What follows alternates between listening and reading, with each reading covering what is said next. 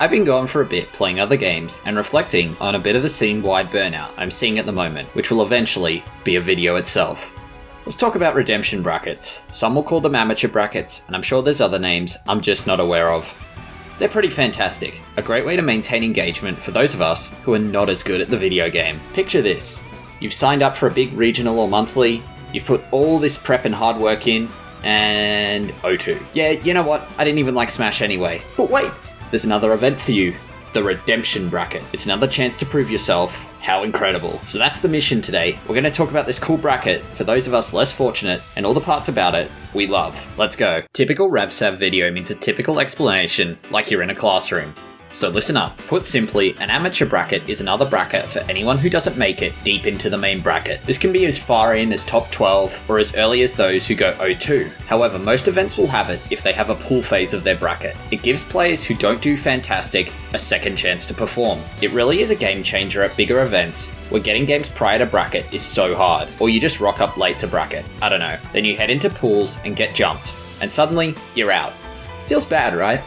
Amateur brackets have got your back. The best events will split amateur brackets into tiers based on your set count to avoid really unfair matchups or repeat sets from the main bracket. Typically at bigger events here in Australia, that's bronze bracket for O2ers, silver for 1-2ers and 2-2ers, and gold for anyone higher than that. Of course, you've got to have the TOs and setups for it, but it really makes a great experience for the competitors. All up, amateur brackets are a great experience to get people a second chance they'd never get in the main bracket, and really get to strut their stuff against similarly skilled players. Before we jump into some more stuff about Amis brackets, let's hear some tales from some players to see why this bracket format is so damn fun. First up is Necro, who said, "My first tournament I got 13 Amis, which included me popping off on Rambo and getting salty at Naru for playing Min-Min, plus watching people bet on level 3 CPUs with items." Also completely outside of this, but if you haven't, you need to watch Necro vs Peter.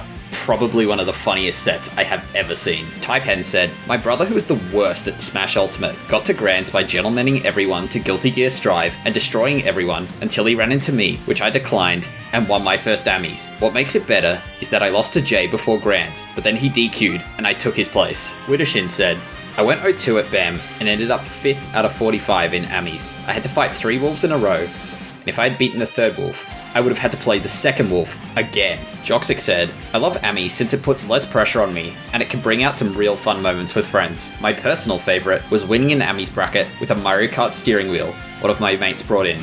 Also have a banger photo with it." Also shoutouts to Liddy, Whiff, and Wi-Fi, giving me some pretty great responses for why Amis rule. Fair to say, everyone's got a good story about Amis. Now I think about it, these brackets both going by the titles of Amateur and Redemption make sense. A chance for both the less experienced and those who underperform to show what they're really made of. You run into 2 ranked players for O2?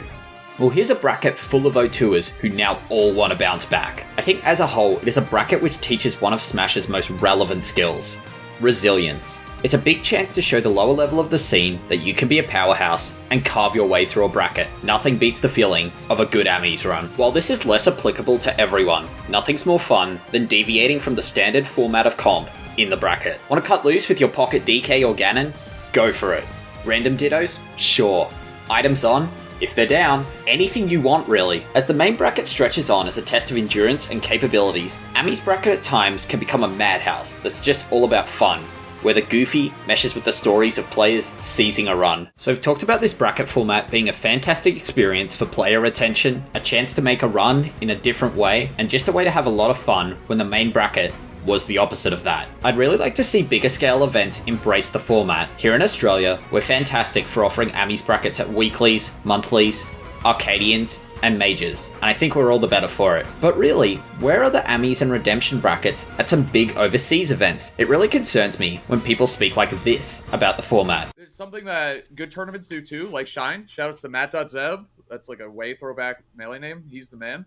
They do like redemption brackets and they do lane shift brackets and stuff. So you can play tournaments all weekend. It doesn't matter if you're 1-2 or 2-2 or it doesn't matter if you got top 64. Like you can enter all these brackets and play for, I think it's like prizes and stuff or like entry fee. I don't know. It's like for a bunch of other stuff. So yeah, like you guys said, the in-person experience is so important, especially with Smash. So we got to keep it going.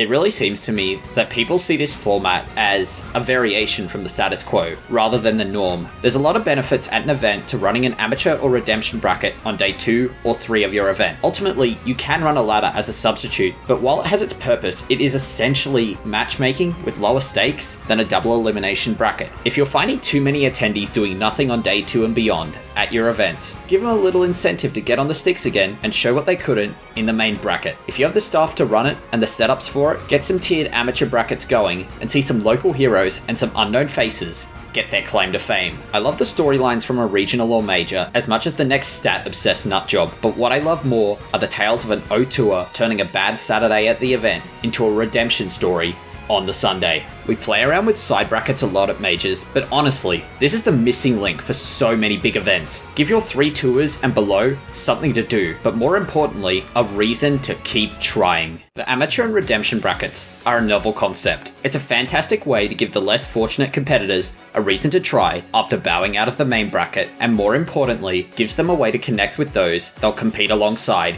in that bracket. The storylines, the triumphs, the funny tales, the weird character picks, the rule sets, the connection, the chance to compete again, and the resilience it builds. This is why redemption brackets are so cool and oh so fun.